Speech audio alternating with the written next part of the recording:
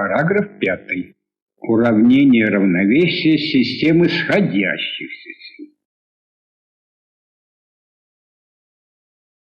Предположим, что линии действия всех сил, приложенных к твердому телу, пересекаются в одной точке О. Примем эту точку за начало системы координат Х, Y, Z. Моменты всех сил относительно всех трех осей равны нулю. Следовательно, все уравнения моментов, четвертое, пятое, шестое, из общих уравнений для произвольной системы сил, уравнений со звездочкой, обратятся в тождество вида 0 равен 0.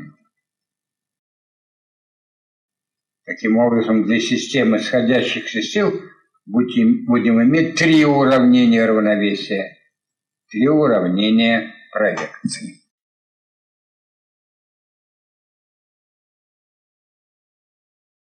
Сумма проекций всех сил на ось X должна быть равна нулю.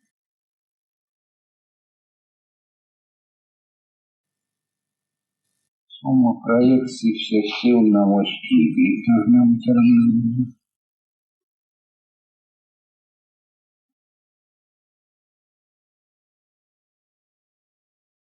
Сумма проекций на ось Z должна быть.